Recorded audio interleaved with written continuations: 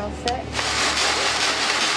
The Washington Memorial Garden next to Old North Church is usually a sanctuary, a spot for quiet reflection in the heart of the city.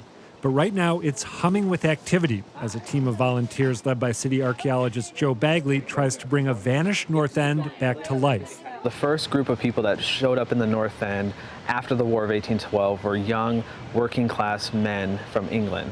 So what we see is right after the war, many of the properties went from being single-family ownership to being rental properties to multiple people. Around 1850, we see Irish people start to come in after the potato famine, and it doesn't switch to Italian until about 1900. The current dig is happening where a three-story brick building stood from 1830 to 1930. It might have been a tenement for laborers and their families, or a single-family dwelling for more affluent residents. As Bagley's team seeks an answer, they're searching for clues in an unusual place. When we hit the outhouse, which I think is there, the neighborhood might know because the neighborhood might smell it. Even though they don't have the bacteria living still in it, the smell is still there. So I feel bad for anybody on the train with me riding home on the day that we dig in the privy. But 19th century outhouses also served as de facto dumps for the kind of objects Bagley covets, everyday items that tell what life in the North End was like 2 centuries ago. Like a dice that would have been maybe used for gambling in the backyard. Can I see the dice? What's it made of? Is it wood? It's carved out of bone, a really thick piece of bone, probably a cow bone.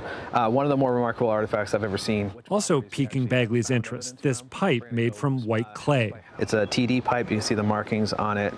This would have been probably used by one of the English or the Irish immigrant laborers that were living in the house. Once it broke the pipe, it got thrown out, but you can see the pipe has been burned quite a bit on the inside. Is TD the brand name? So TD would have been kind of the maker's mark of the person that invented that style of pipe. But what Bagley really hopes to unearth are artifacts that can illuminate the North End's ethnic ebbs and flows. If we can get stuff like a shamrock on an artifact, but then we know we're starting to talk about ethnicity, and then we can really say something about a little less generalized about the people that were living in the house. If all that sounds intriguing, Bagley is happy to put any would-be volunteers to work. I think that's a nail, or it's a big iron thing, but we'll put it in there anyway.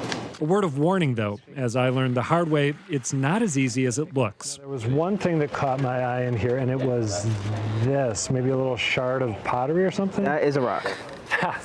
Just a rock. Adam Reilly, WGBH News.